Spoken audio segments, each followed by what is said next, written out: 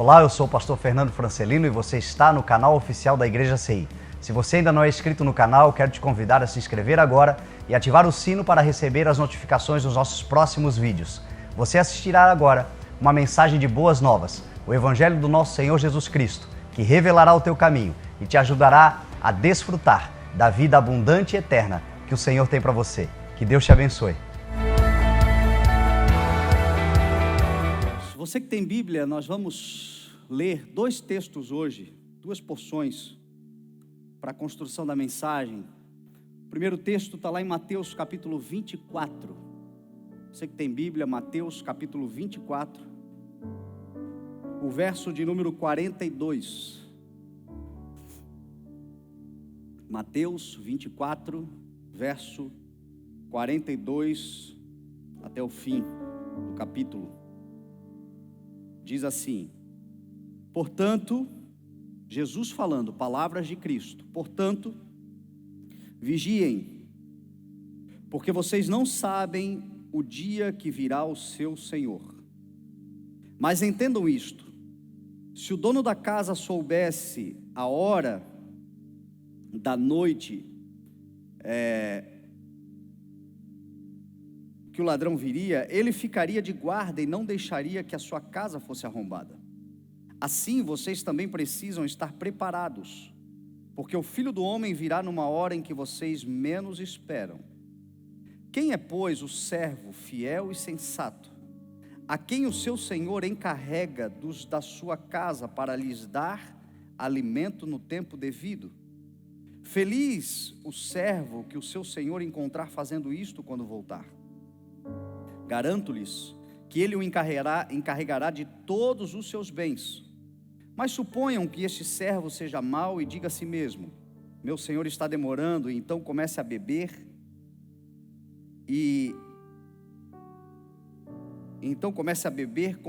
a comer e a beber com os beberrões.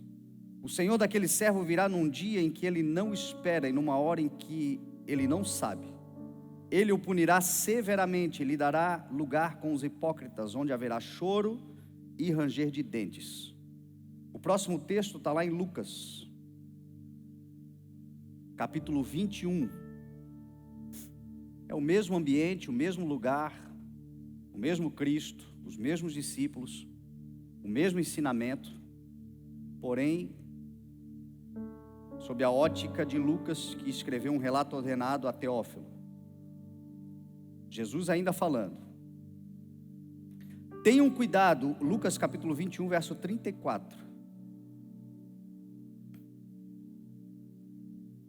Tenham cuidado para não sobrecarregar o coração de vocês de libertinagem, bebedeira e ansiedades da vida, e aquele dia venha sobre vocês inesperadamente, porque ele virá sobre todos os que vivem na face de toda a terra. Estejam sempre atentos e orem para que vocês possam escapar de tudo o que está para acontecer e estar em pé diante do Filho do Homem.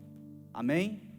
Pai, nós te louvamos, Senhor, pela tua palavra, te agradecemos pelo teu amor e te pedimos, Senhor, que o Senhor nos dê uma porção revelada, abençoada, que a tua palavra nos instrua no caminho que nós devemos andar e que pelo poder da tua palavra, Senhor, nós sejamos sustentados, que na tua palavra nós possamos edificar uma casa, Senhor, forte, abençoada, indestrutível, sobre o Senhor, sobre o teu ensino, sobre tudo que o Senhor nos deixou, até que o Senhor venha, em nome de Jesus. Amém, graças a Deus. Amém. Nós somos um povo criado por Deus, uma espécie criada por Deus, que necessita, é questão de subsistência, necessita de relacionamento. Somos um povo que necessita de comunhão, de interação social. Nós somos um povo tão voltado à interação social, tão importante para nós a interação social, que desde os primórdios da criação, nós já nos reuníamos em clãs, em tribos, em sociedade organizada, ou procurando organizar a sociedade. Nós somos tão sociáveis que nós domesticamos outras espécies para inseri-las no nosso contexto social. O ser humano tem cachorro, tem gato, tem passarinho enfim. Procuramos domesticar espécies porque é uma necessidade nossa de interação, de relacionamento. E quando a gente vem para os dias atuais, nós percebemos que toda esta questão de pandemia, de doença, que é grave, que é real, que está muito próximo de nós. Eu mesmo fui acometido com a doença no início de junho do mês passado. Temos outros irmãos que também foram no nosso meio. Perdemos um irmão nosso querido, o Eva, membro da igreja, há 2 semanas atrás.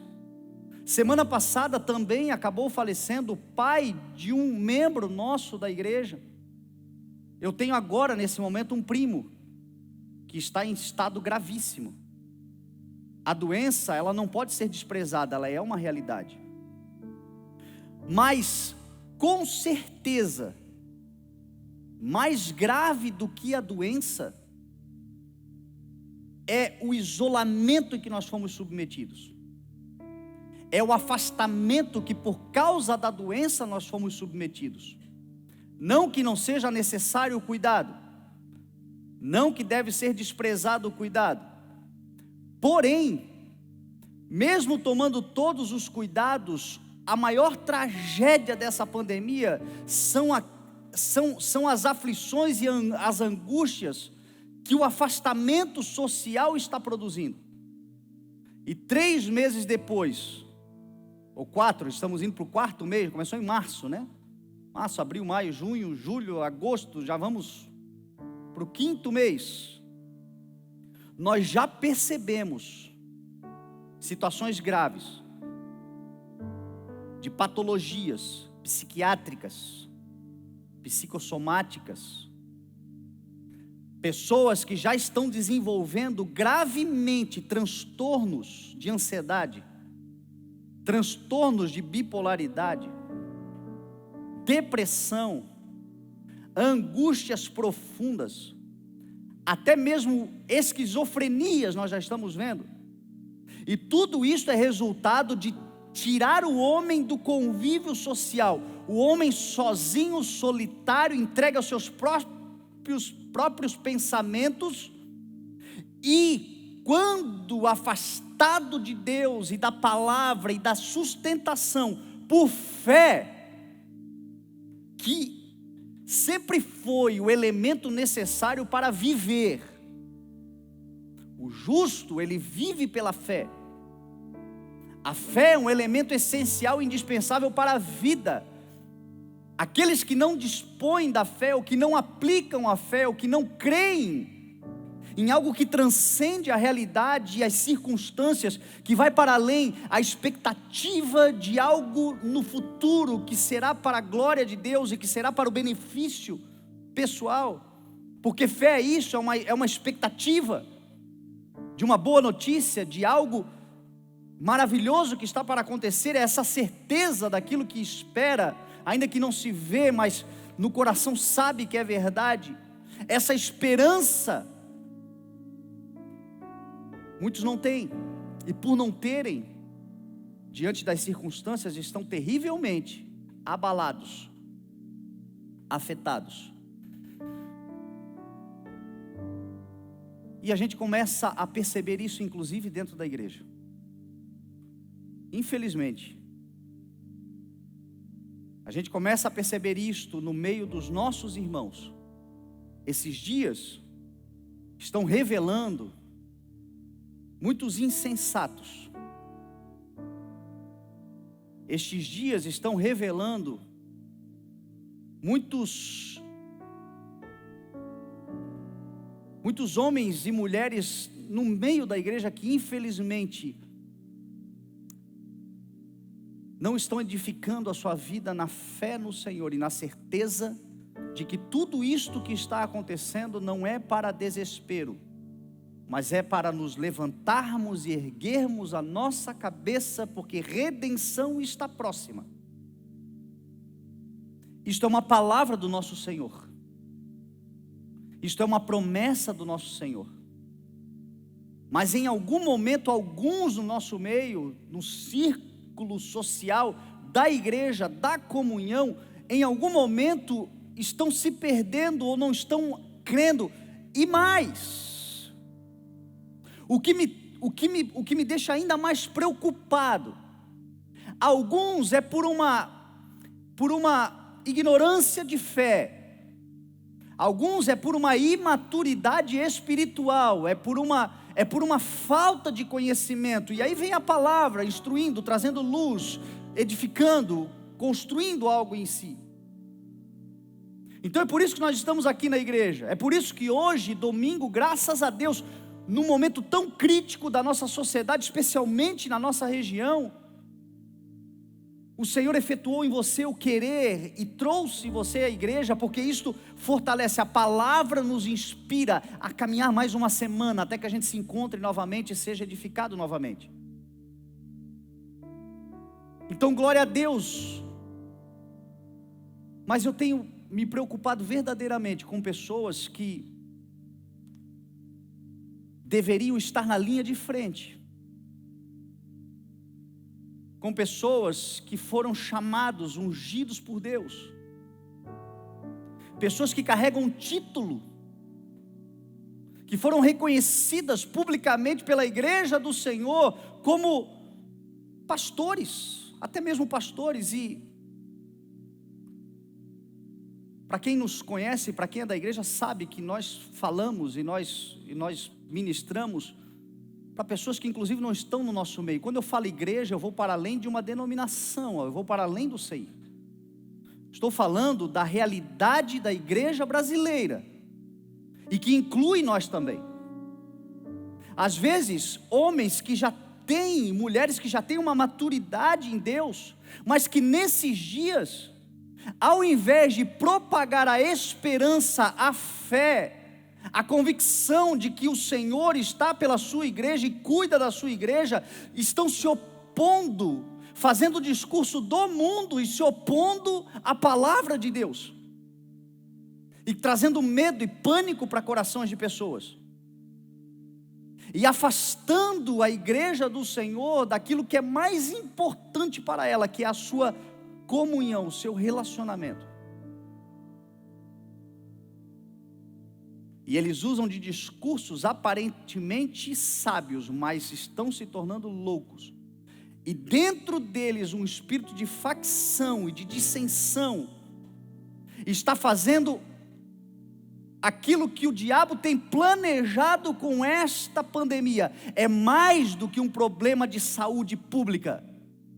É uma tentativa espiritual de agentes espirituais do mal para tentar dissolver a sociedade por meio de afastamento, dissolver famílias, dissolver igreja, dissolver princípios, dissolver, porque uma vez que nos afastam, nos tiram a força que nós temos. O povo de Deus é um povo para viver arrebanhado. É por isso que Jesus chamou nós de ovelhas, porque uma ovelha que não está arrebanhada está lançada à própria sorte.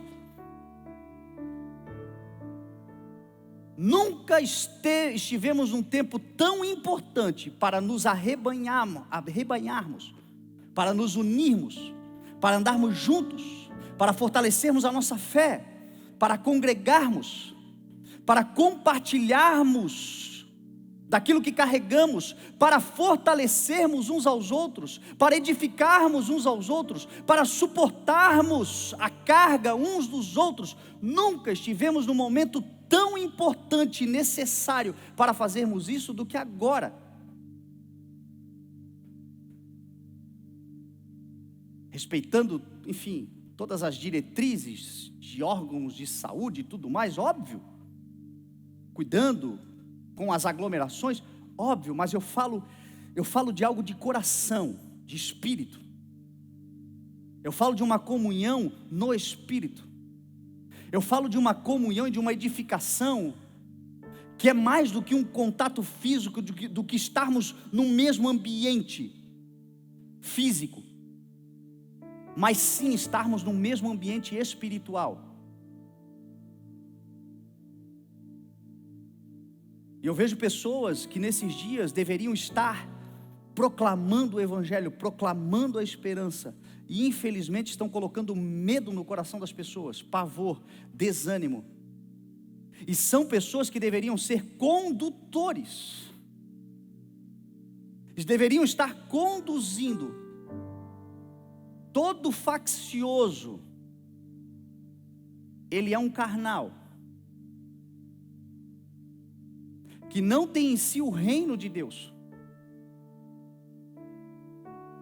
E aqueles que lhe ouvem, que lhe dão crédito, aqueles que consideram o faccioso, aquele que tem espírito de dissensão, aquele que faz o discurso da separação da igreja, do afastamento da igreja, da contaminação do teu coração contra aquilo que o Senhor está estabelecendo como o reino de Deus na terra.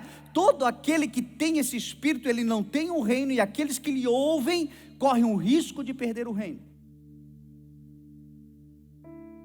Cuidado nesses dias, para não sobrecarregar o teu coração para além daquilo que você já está carregando, por meio de más notícias, de facção, de divisão, de contenda, de confusão. Paulo vai dizer aos Gálatas capítulo 25, que uma das obras da carne é a dissensão e a facção. São elementos das obras da carne. E aí Paulo diz assim: eu já os adverti, os advirto novamente, aqueles que praticam essas coisas não herdarão o reino de Deus. É muito sério. Lá em Números capítulo 16, se eu não me engano é Números capítulo 16, tem uma história de Corá, Datã e Abirão. Eram 3 líderes em Israel, que influenciaram negativamente 250 líderes conhecidos em Israel contra o projeto de Deus, que era tirar o povo do Egito e levar para a terra prometida. E diz a Bíblia que eles começaram a se insurgir, dizendo que o negócio era voltar, que eles também eram de Deus, que Deus era com eles, que Deus não era só com Arão, com Moisés, Deus não era só com o propósito de Moisés e de Arão. E diz a Bíblia que eles se insurgiram contra, e começaram a dividir o arraial, dividir o projeto de Deus. E o povo de Deus estava vivendo um momento bem difícil. Eles haviam saído do Egito. No Egito eles tinham peixe à vontade, eles tinham carne à vontade, eles tinham verduras à vontade. Eles estavam vivendo um tempo no Egito, apesar da escravidão, eles tinham a comida, eles estavam muito voltados para o estômago. E no deserto era maná, era todo dia comendo a mesma comida, todo dia comendo a mesma comida, todo dia. Talvez a gente fale mal do povo de Israel, mas imagina você todos os dias comendo pão, por 40 anos, só pão, só pão, só pão, só pão. Então esse povo reclamava. Só que esse povo, ele começou a ser influenciado negativamente, porque se eles olham para a promessa era uma terra que manava leite e mel. Ainda que você esteja comendo pão seco hoje, a promessa de Deus para a sua vida é uma terra que mana leite e mel. Então não coloca o teu coração no pão seco, não coloca os teus olhos no pão, porque nem só de pão viverá o homem, mas de toda a palavra que procede da boca de Deus, que é fiel e cumprirá a sua palavra com a sua igreja. Mas por causa do espírito de dissensão e de facção, o povo tirou os olhos da promessa e começou a olhar e a se lembrar das panelas do Egito. E tudo por causa de autoridades e líderes que tinham influência no meio do povo. E começaram a pregar desespero, retrocesso.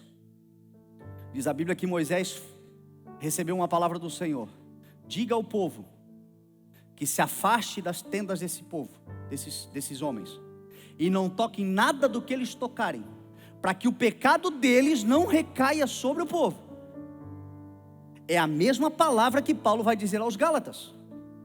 No meio de inveja, de facção, de dissensão, de confusão, Você que carrega uma palavra, você que tem uma promessa, você que carrega algo do Senhor, você que sabe para onde o Senhor está te levando, você que lembra de onde o Senhor te tirou, onde você está hoje, o quanto você já caminhou e para onde você está indo. Se afaste desses, porque eles não têm o reino, e aqueles que andam com eles correm o risco de perderem o reino de Deus também. Porque o Senhor está construindo um reino. O Senhor está fazendo algo extraordinário na terra.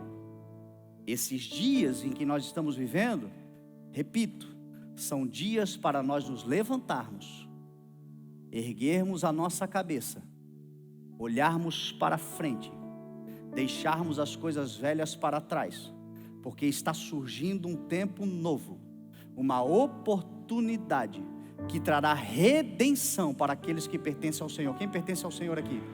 É redenção para você, não é retrocesso, é redenção.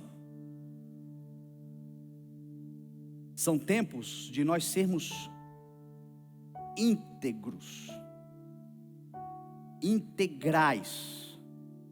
Íntegro é aquele que não relativiza. Semana passada a mensagem de hoje é uma continuação. Nós estamos vindo num processo de uma série, apesar de não ser algo programado, mas é o que está acontecendo. Semana passada nós falamos sobre os contrariáveis, os favoráveis e os integrais. Os contrariáveis são esses que no meio do arraial se opõem ao que Deus está estabelecendo. Judas era um dos discípulos e se opôs àquilo que Maria fez. Foi o que nós pregamos semana passada, de virar o perfume na cabeça de Cristo. Os favoráveis são aqueles que nos têm numa consideração, aprovam, apoiam, ajudam, se alegram. Diz a palavra que em Atos 2, o Espírito de Deus quando desceu, muitos iam sendo convertidos, mas a comunidade, a cidade, a sociedade em volta, os tinha também numa estima, numa grande estima. Eles contavam com a simpatia do povo, diz a palavra. Então tem pessoas que são simpáticas à obra, simpáticas ao reino. Mas o que o Senhor está buscando da sua igreja hoje, agora, a igreja que está sendo preparada, a igreja que vai se levantar, a igreja que vai fazer a diferença, a igreja que vai assumir o protagonismo da história. Glória a Deus pela igreja. Coitado deste mundo quando a igreja não estiver nele. Nós estamos vendo pessoas insensatas atacando a igreja, especialmente com relação a encontro. Você vai nas padarias, estão cheias. Você vai nas filas lotéricas, estão cheias. Você vai nos supermercados, estão cheios. Você vê aglomeração em todo lugar, mas o vetor de contaminação extremamente perigoso para o ímpio é o povo de Deus. Nenhuma outra instituição hoje, nesses dias, tem tomado tanto cuidado quanto a igreja. Da forma como nós estamos reunidos aqui, com a sanitização do templo que nós fazemos, com todos os cuidados de asepsia, este lugar é tão seguro quanto os lugares mais seguros.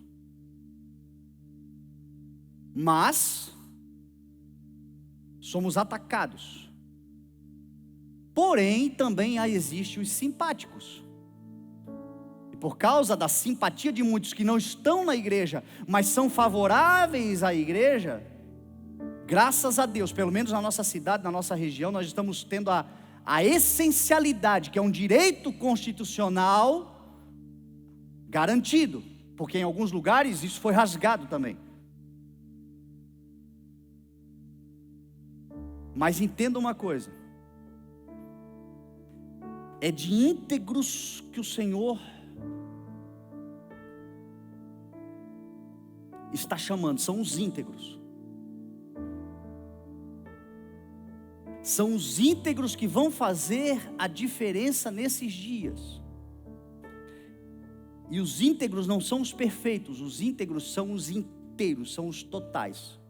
Mais do que perfeição, o Senhor quer a totalidade, mesmo com as imperfeições, mesmo com os espinhos na carne, mesmo com as lutas diárias, mesmo com os sentimentos muitas vezes de miserabilidade, dizendo: eu quero vencer e não consigo, coisas em mim eu carrego ainda que eu luto contra, e eu penso: até quando o meu corpo vai ser escravo do pecado, enquanto a minha mente já pertence ao Senhor? Mas isto não é algo relevante, porque integridade não tem a ver com perfeição. Aperfeiçoamento é uma condição do Espírito em nós. Durante a caminhada Ele vai nos aperfeiçoando e nos santificando, mas não existe uma caminhada enquanto não houver uma integridade, ou seja, deixar as coisas para trás. Aquele que quiser me seguir, venha, mas deixe as coisas velhas para trás, tome a sua cruz de cada dia e me siga. Deixe os barcos, queime as carroças, pegue a mão no arado, ou seja, já não vivo mais eu, fui crucificado com Cristo, e agora a vida que eu vivo pela fé naquele que me amou e se entregou por mim. Já não sou eu quem vive, mas Cristo vive em mim. É essa integridade que o Senhor está buscando, e estas pessoas serão as candeias acesas, as luzes, o povo de Deus que fará a diferença. E esse texto que nós acabamos de ler, ele traz uma reflexão e um entendimento sobre qual é a missão dos integrais. Tudo bem, Senhor, o Senhor quer integralidade, o Senhor quer totalidade, o Senhor quer um povo que olha para frente, um povo que quando o Senhor vier estará preparado. Como disse João no Apocalipse, quando ele teve uma revelação dos céus, ele disse que chegará um dia em que nós vamos glorificar ao Senhor, nos regozijar e nos alegrarmos, porque terá chego a hora do casamento do Cordeiro, e a sua noiva já terá se aprontado. Ela não se aprontará quando chegar a hora, ela estará pronta quando chegar a hora. Então a hora que nós não sabemos quando, o dia que nós não sabemos quando, mas este dia a igreja do Senhor estará pronta. Então, se ela estará pronta naquele dia, o momento de se ataviar, de se preparar, de se aprontar, é agora, nos entregando ao Senhor. E o texto vai dizer que os integrais são aqueles que, entendendo que a sua vida neste mundo já não faz mais sentido nenhum em serviço para este mundo, em perdas de tempo neste mundo, eles se entregam ao Senhor, e se entregam ao Senhor para um serviço fiel e sensato, um serviço fiel e equilibrado, um serviço de fé, porque fiel na palavra tem a ver com pistos, pistes é fé, fiel é pistos, é a mesma essência da palavra. Servo tem a ver com culto, com adoração, com sujeição, tem a ver com obediência. Paulo chega a usar uma expressão bem interessante. Ele diz assim: eu era escravo do pecado que me levava à morte, e agora eu me tornei um escravo da obediência que me leva à justiça. Em outras palavras, ele estava dizendo: quando eu estava no mundo, eu era escravo de um pecado que ia me conduzir a uma morte eterna. Mas eu resolvi entregar a minha vida em sujeição e obediência ao Senhor, uma vida de culto ao Senhor, fiel e sincero.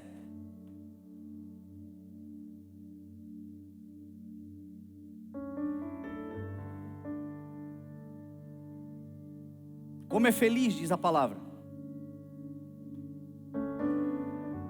aquele que o Senhor encontrar assim quando Ele voltar. Como será feliz aquele que entender que vale a pena servir ao Senhor, que vale a pena entregar o seu coração ao tratamento, ao projeto, ao propósito, ao plano eterno de Deus para cada um de nós. Como é feliz aquele que se coloca nas mãos do Senhor e decide viver essa vida com sinceridade de coração. Quem é, pois, o servo fiel a quem o Senhor entrega os da sua casa para dar alimento no tempo devido?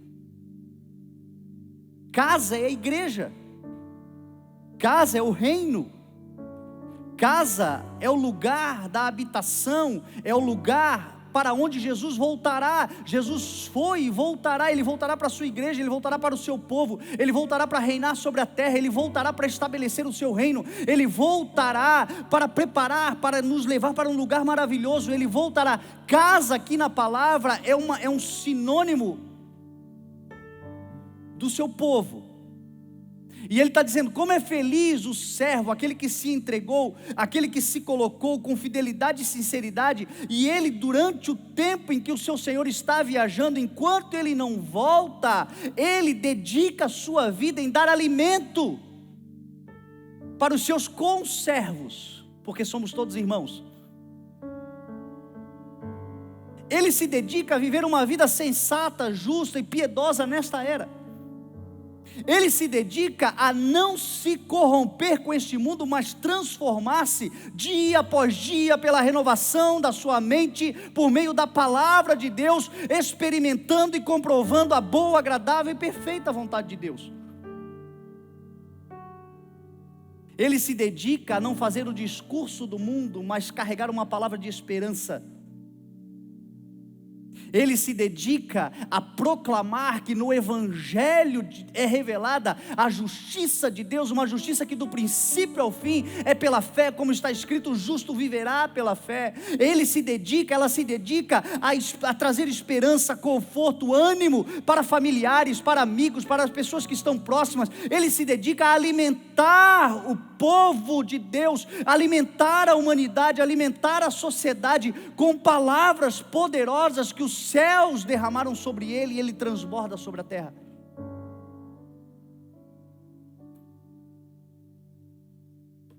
Quem é, pois, o servo fiel e sincero, sensato que o Senhor confia os da sua casa para lhe dar alimento no tempo certo, devido?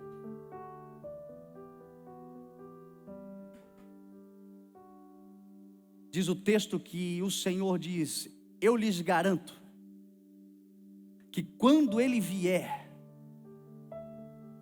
o encarregará de todos os seus bens. Você já parou para pensar no que Jesus tem? Você já parou para pensar no que significa todos os bens de Jesus Cristo?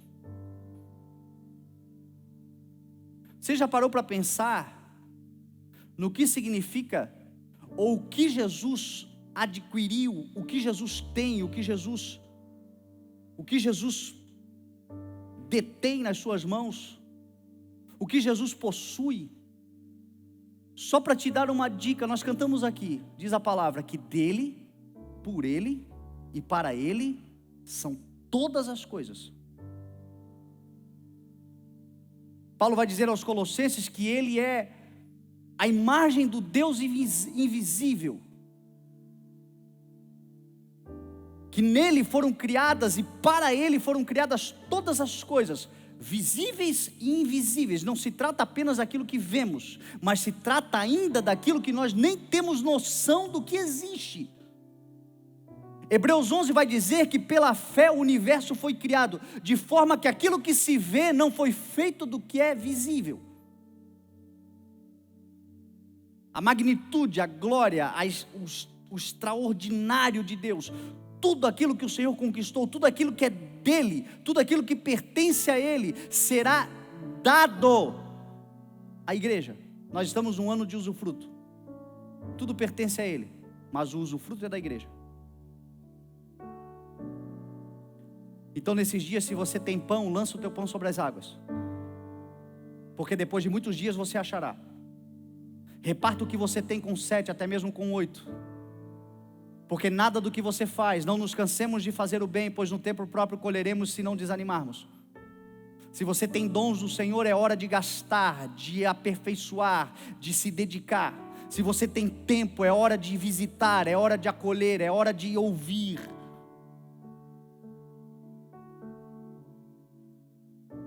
Não será em vão, não será perda de tempo. É o momento da igreja assumir o protagonismo. É o momento desses integrais se levantarem em serviço fiel e sincero. Jesus diz: mas agora imagina se o servo começa a pensar, o meu Senhor está demorando muito. Eu conheço gente que já pensa esse tipo de coisa. Gente que tem uma longa caminhada, gente que já se converteu há muitos anos, gente que já tem experiências com Deus, gente que já foi muito dedicado, muito dedicada, mas infelizmente estão vivendo um tempo de uma frustração ministerial, uma frustração existencial, uma frustração conjugal, uma frustração familiar, uma frustração particular, porque as coisas estão demorando muito, porque parece que quando eu me converti, eu imaginava, eu queria, eu esperava, eu me animava, eu chegava a perder o sono imaginando o dia que as promessas se cumpririam, que o Senhor voltaria, que as coisas aconteceriam, e agora parece que o tempo está demorando demais, parece que não acontece nunca, parece que na minha vida a porta nunca se abre, parece que comigo o Senhor nunca se apresenta, o demora. Jesus falou. O interessante é que esta mensagem, a priori, parece que você tem que pegar ela, um caixote embaixo do braço, ir para uma praça pública, ou talvez para um ônibus, um trem, como Wallace pregava, e achar um monte de pecadores, gente que nunca ouviu falar do Evangelho, e aí você sobe no caixote e começa, arrependam-se, porque é tempo de servir a Deus, se entregar ao Senhor, ser fiel, ser sincero, é tempo, Jesus está voltando, Jesus está se preparando, a noiva está se ataviando. Parece que você tem que pregar para gente que nunca ouviu falar do Evangelho, mas se você prestar atenção, Jesus está sentado no Monte das Oliveiras, o lugar onde ele mais ficava em Jerusalém, com os seus discípulos e apóstolos em volta e falando especificamente para eles. Jesus não estava falando para o mundo, Jesus estava falando para os apóstolos, dizendo, cuidado, porque serão vocês que já viram ressuscitar morto, que já viram fazer coisas poderosas, que viram tudo que eu realizei em 3 anos, que vão levar daqui para frente, a chave do reino está aqui, eu vou entregar na mão de vocês. Vocês ligarão na terra, terá sido ligado nos céus. Vocês desligarão na terra, terá sido desligado nos céus. A porta do inferno não vai prevalecer contra vocês. Serão vocês que terão autoridade. Pedro, ele não disse, mas lá na frente, Pedro, a sua sombra curaria. Diante do poder. Jesus está falando para eles, cuidado. Porque alguns servos, tal como vocês, que viram coisas gloriosas, pensarão que o Senhor está demorando a voltar, e correrão o risco de começar a bater em seus conservos.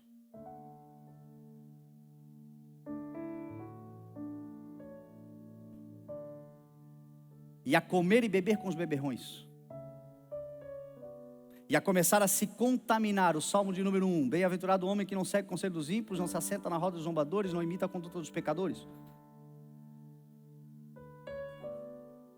Mas vocês, se vocês não tomarem cuidado, vocês vão começar a achar que o Senhor está demorando muito, e vocês vão começar a bater, e aí você vê muita gente batendo na igreja. Você tem visto isso? E aí você vai ver o histórico, é gente que outrora servia a igreja, e agora está batendo na igreja, está atacando a igreja do Senhor, está criticando a igreja. Cuidado, porque o próximo passo, se começar a bater na igreja, é começar a se misturar com o mundo. É começar a comer e a beber com os beberrões, Jesus está falando. E aí o Senhor virá numa hora em que Ele não espera, num dia em que Ele não imagina. E diz o Senhor que lhe dará um lugar com os hipócritas, porque é muita hipocrisia ser alvo de toda a graça todos os dias, e pegar esta graça, esta misericórdia que é para você, que é para mim. Eu não sou menos dependente da misericórdia do que aquele que entrou na igreja agora. Sou tão dependente quanto, mas é muita hipocrisia ter recebido já tanta misericórdia e graça e usar isto para agredir, para bater, para ferir e para misturar com aquilo que o Senhor já me tirou. O Senhor já me tirou daquele lugar, já nos tirou daquele lugar. E deixa eu te dar uma palavra. Hoje você está muito mais próximo do que o dia quando creu.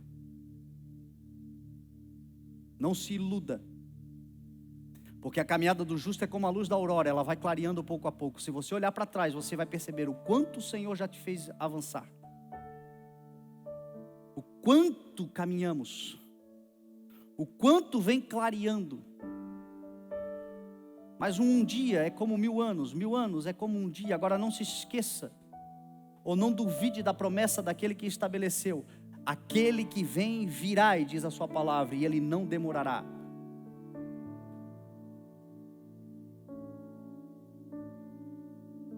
Então cuidado para não se contaminar nesses dias, porque este é o intento de Satanás: pegar servos fiéis e sinceros e colocar no coração deles um sentimento de demora, de atraso, de rejeição, de condenação. Agora diz a palavra que com relação à visão, ainda que demore, espere-a, porque ela certamente virá e ela não se atrasará. Porque a visão fala do fim. Nós temos uma visão dentro de nós. Nós já carregamos a visão. Qual é a visão? Nós o veremos, todo olho verá, toda língua confessará. Aqueles que foram lavados, remidos, regenerados, justificados no sangue do Senhor Jesus, não viram esse dia chegar ainda, mas já carregam uma imagem, um sentimento, uma perspectiva daquele dia dentro de si. Não pense que esse dia está demorando, não pense que esse dia nunca chegará. Não se afaste, não se atrase, não recue, não retroceda, não seja influenciado, mas guarde a esperança da glória que você carrega, a certeza da vitória que você já tem no Senhor, a promessa de que nós já fomos abençoados com todas as bênçãos espirituais nas regiões celestiais em Cristo Jesus, o nosso Senhor. A convicção de que aquele que está sentado no trono em glória se levantará e virá numa nuvem com grande poder, e nós todos o veremos, e mais, nos reuniremos com Ele na eternidade. E não pense que esse dia não chegará, não pense que esse dia está demorando, porque diz a palavra, Jesus disse que Ele virá no momento onde nós menos esperamos. Vai ser surpresa, vai ser surpreendente, vai ser extraordinário, vai ser terrível aos olhos, porque diz a palavra que todas as nações da terra o verão e ficarão em angústia. Vai ser poderoso, e para nós será regeneração, salvação, eternidade, descanso, alegria eterna. Não pense que demora, não pense que não chegará, porque é por pensar assim, é por pensar desse jeito que nós estamos vendo pessoas batendo e se contaminando. Aí nós vamos lá para Lucas 21, que é o mesmo texto que Jesus, é o mesmo dia, é o mesmo momento. Só que Lucas teve uma percepção, Lucas não estava presente no dia, mas ele fez uma pesquisa mais detalhada e alguém que estava presente lembrou-se do que Jesus falou. Tomem cuidado para não sobrecarregar o coração de vocês. Se você pegar a palavra sobrecarga na definição do dicionário normal nosso, sobrecarga é aquilo que excede a carga normal. Tudo aquilo que excede a carga normal, nós já temos cargas para suportar. Nós já temos uma carga para levar. A vida, por si só, a existência humana, ela já nos é dada uma imposição de carregarmos. Temos fardos, temos desafios, temos problemas, temos adversidades, estamos sujeitos ao tempo e ao acaso. Tragédias às vezes batem na nossa porta. Jesus nunca nos prometeu estarmos livres de aflições. Pelo contrário, nós teremos. O que Ele nos prometeu é estar conosco nas aflições, a termos bom ânimo, porque nele Ele venceu e nele venceremos também. Então existe uma carga que eu e você carregamos, porém nós não precisamos carregar para além daquilo que é necessário. Nós não precisamos carregar aquilo que excede a nossa capacidade de força. A própria palavra diz que em tentações, em problemas que surgem diante de nós, tentações, nós temos uma porta de escape que nós podemos sair por ela. Porque ninguém leva uma carga maior do que pode suportar, pelo menos esta não é a vontade de Deus.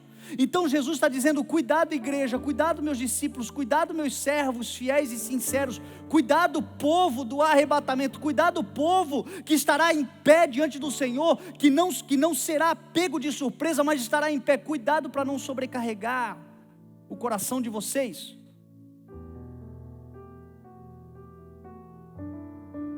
Jesus vai dizer que em relação às sobrecargas é para nós irmos até Ele. Venham a mim todos vocês que estão cansados e sobrecarregados, e eu darei descanso a vocês. Se existe uma carga que você está levando que é maior do que a tua capacidade, é um sobrepeso, é um excesso de carga, excede aquilo que é normal, aquilo que é da vida. Jesus está dizendo para você: vem a mim, porque eu darei descanso. Tome sobre você o meu jugo, e aprenda de mim que sou manso e humilde de coração, porque o meu jugo é suave e o meu fardo é leve. Vocês encontrarão descanso para vocês, porque o jugo é suave e o fardo é leve. Note que Jesus está dizendo, mais uma vez, tem jugo, tem fardo, mas é suave e é leve. Não é essa sobrecarga de angústias, não é essa sobrecarga que você está carregando, e que Jesus vai dizer quais são. Mas eu já te dou a receita antes. Sabe por que Jesus usa a palavra jugo? Jugo é uma canga. Você já viu um boi no mato, na lavoura, fazendo o arado? O boi usa uma canga, eles colocam um jugo no boi para poder conduzir o boi. Quando Jesus disse, o meu jugo é suave, Jesus está fazendo uma referência à parreira de bois. Quando você está sozinho, você tem uma canga só sobre você pesada. Quando você está em Cristo, Jesus está dizendo assim: o meu jugo, porque eu vou dividir a carga com você, o meu jugo é suave. Porque Jesus está falando, é como uma parreira de bois que você conduz, você coloca 2 bois, um do lado do outro, para que eles arem a terra. Agora, olha que interessante, você já pegou um peso com alguém, dividiu uma carga? Vamos pegar uma geladeira aqui, em 4 pessoas, aí 2 do lado de cá e 2 do lado de cá, e aí você pega o seu lado da geladeira com alguém do teu lado que é muito mais forte do que você? Você já teve essa experiência? Não fica bem mais leve? Não fica quase que... Aqui na igreja a gente faz muitas reformas, A gente está sempre quebrando, fazendo alguma coisa. E sempre que tem que carregar peso, eu procuro alguém bem mais forte do que eu para estar do lado. Assim, às vezes é o Fabiano. Eles vão pegar o peso, eu vou do lado do mais forte. É malandragem? Não, é sabedoria. Ele é mais forte do que eu não vou precisar me sobrecarregar. Eu estou fazendo força. Mas eu estou fazendo uma força que eu posso fazer, sem colocar em risco nada do que não seja necessário. É isso que Jesus está propondo. Jesus está dizendo: eu sou muito mais forte do que você, eu venci o mundo. Eu tenho uma força que, se você pegar o meu jugo sobre você, você vai caminhar, você vai arar, você vai trabalhar, você vai servir, você vai fazer tudo o que você tem que fazer. Só que tudo o que você fizer não vai te sobrecarregar, porque a minha força em você te fortalece. O meu poder se aperfeiçoa na tua fraqueza. Então tome sobre vós o meu jugo e aprendam de mim, que sou manso e humilde de coração, e vocês encontrarão descanso para a alma de vocês, pois o meu jugo é suave e o meu fardo é leve. É suave e é leve porque a maior força quem faz é Ele. Do lado dele nós podemos todas as coisas naquele que nos fortalece. Então toma cuidado para não sobrecarregar o coração de vocês. Jesus disse: com libertinagens, bebedeiras e ansiedades da vida. Interessante que parece que Jesus estava sentado ontem falando isso,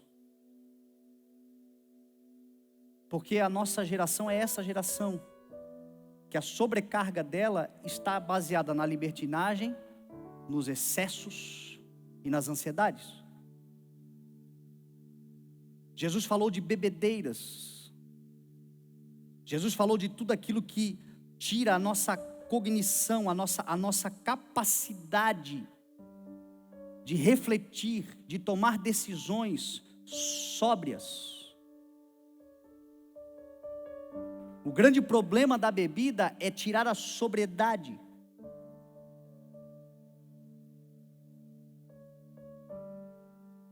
E é impressionante como nós estamos vendo nos últimos dias o aumento drástico de consumo de bebidas alcoólicas, psicotrópicos, drogas, tudo aquilo que tira a sobriedade, porque o ser humano, na sua angústia, quer sair da razão, quer sair da realidade, anestesiando a alma. Jesus usou a palavra bebidas. Se ele estivesse hoje aqui, talvez ele usaria outras palavras, outros consumos. E Jesus está dizendo: cuidado, não sobrecarregue. Para ficar no tema bebida, porque o interessante é que isso tem acontecido muito dentro da igreja. Você sabia disso? Você sabia que a gente está vendo dentro da igreja irmãos que outrora viviam uma vida de alcoolismo, de bebidas, de farras, de festas, e nesses dias estão sendo tentados por causa da pandemia, do afastamento, do distanciamento da igreja, dessas lives de tantos cantores e tanta gente, estão lá na frente e estão voltando a beber, voltando a sobrecarregar o seu coração com essas coisas. Jesus disse assim, Paulo disse assim em 1 Coríntios 6, 12 e 1 Coríntios 10, 23, Paulo disse assim: tudo me é permitido, tudo, mas nem tudo me convém. Tudo me é permitido, mas eu não deixarei que nada me domine. No capítulo 10 ele vai dizer assim: tudo me é permitido, mas nem tudo me convém. Tudo me é permitido, mas nem tudo edifica. Paulo fala duas vezes as mesmas coisas para o mesmo povo, porque a repetição é pedagógica e porque é importante nós não sobrecarregarmos o nosso coração. Então a pergunta que você deve fazer em relação a tudo aquilo que você tem realizado nesses dias não é se é permitido ou não, porque às vezes a pergunta da igreja é: posso ou não posso? Essa pergunta está errada. A pergunta da igreja é se pode ou se não pode. As pessoas querem controle. As pessoas foram dominadas no mundo e agora querem ser dominadas pela religiosidade. A religião é controle, a religião é domínio. Agora Cristo é liberdade. Conhecereis a verdade vos libertará. Se existe algo que é uma lei estabelecida pelo Senhor, é a lei da liberdade, o poder de escolher o próprio caminho. Lá no Éden, o Senhor, quando criou Adão, Ele disse a Adão as consequências da desobediência em comer o fruto da árvore que não deveria comer, porém, não tirou dele a liberdade de escolha. Porque se você perder a liberdade de escolha, você deixa de ser um ser humano com capacidades. Tudo é permitido. Então a pergunta não é se você pode ou não, a pergunta que você deve fazer são 3. Convém, edifica, domina. Pastor, me convém,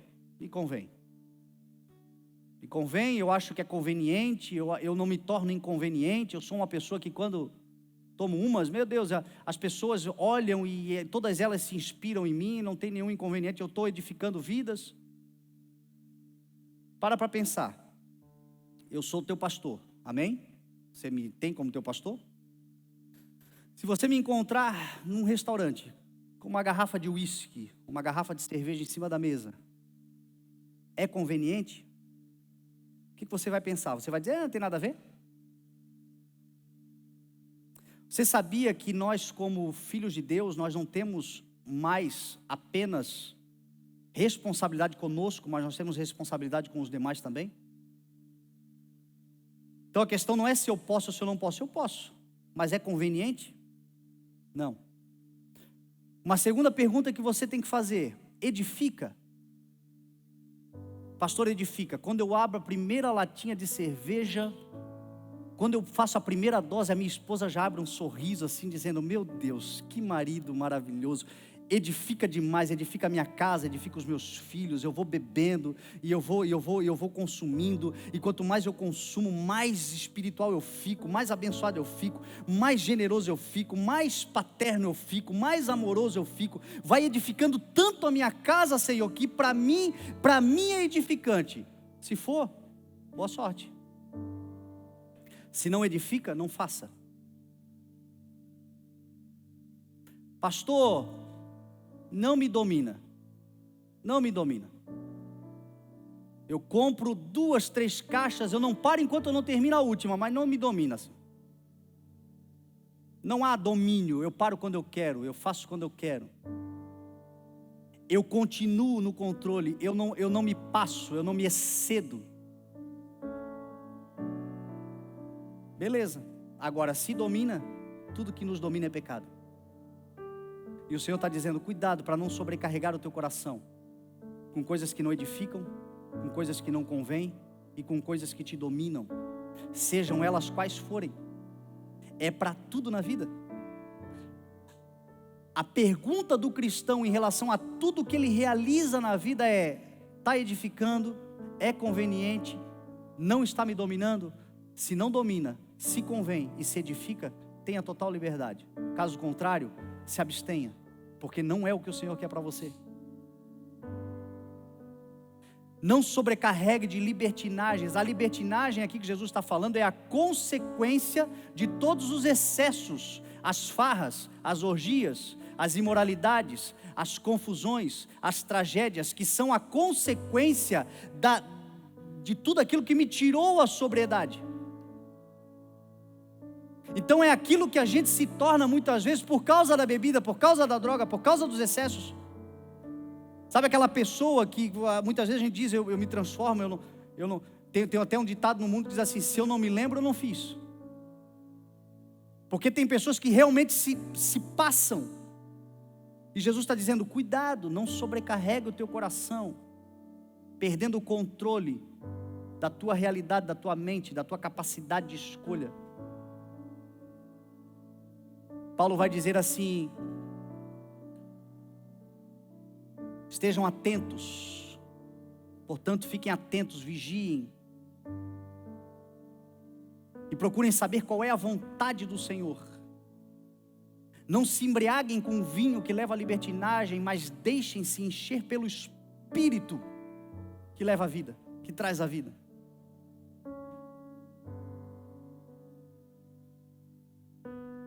O Senhor proíbe? Não, nós somos livres. Mas o Senhor instrui, aconselha veementemente a não andarmos essa estrada.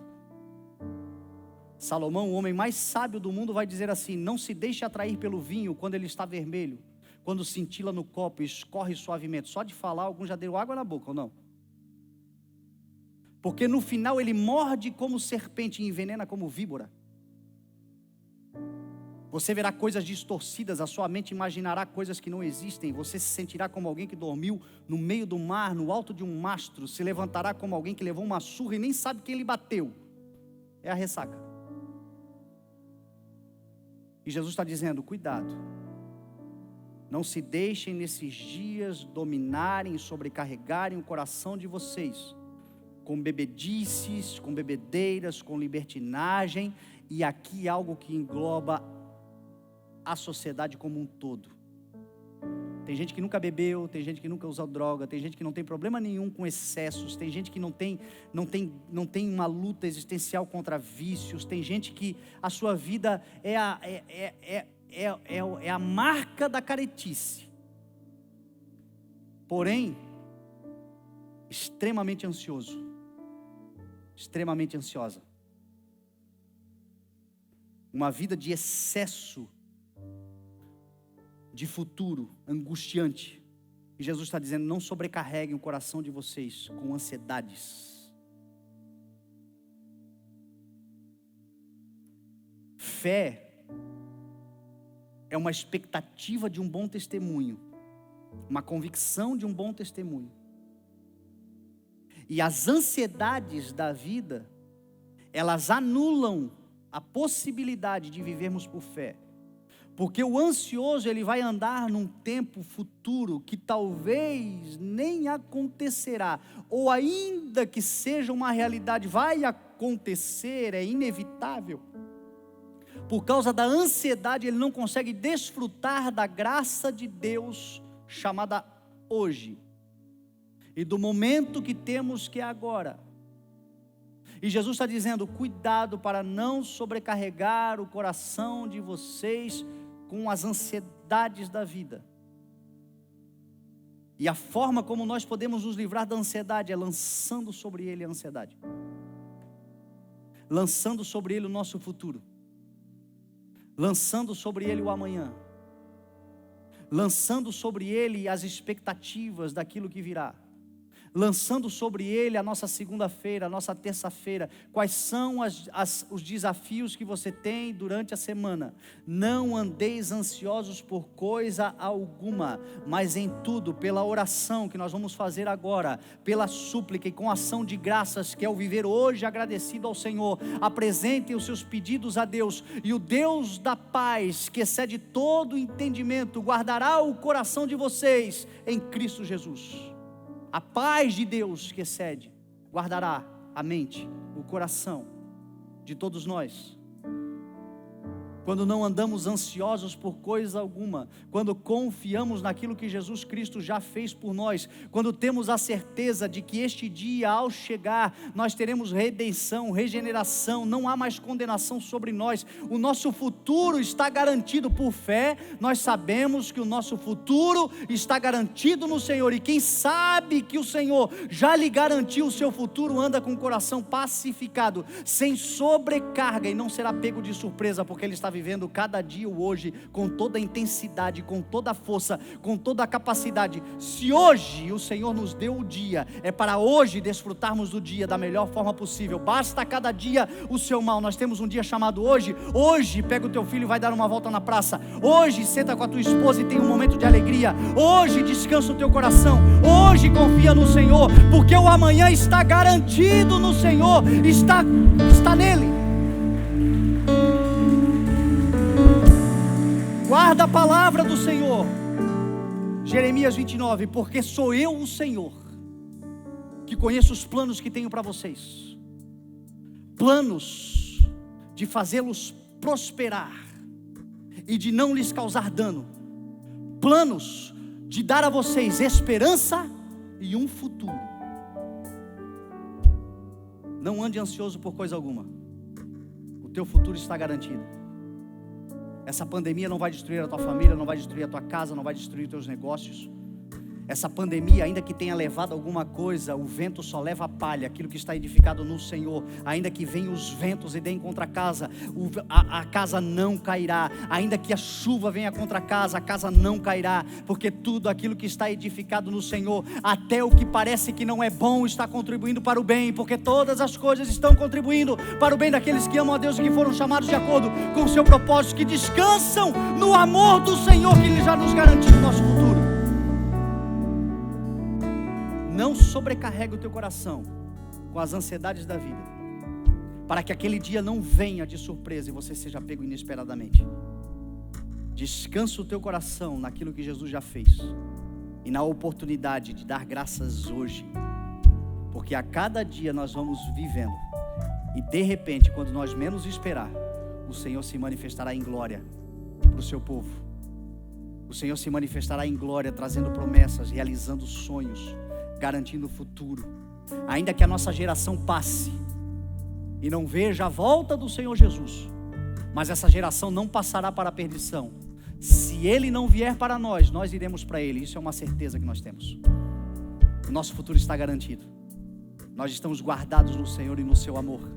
Então guarda o teu coração, alegra-se, encha de esperança, porque Ele lhe garantiu futuro de paz, de bondade, de prosperidade, sem danos e cheio de esperança. É o que nos espera. O que nos espera ali na frente é uma vida de esperança e glória, porque o Senhor é fiel.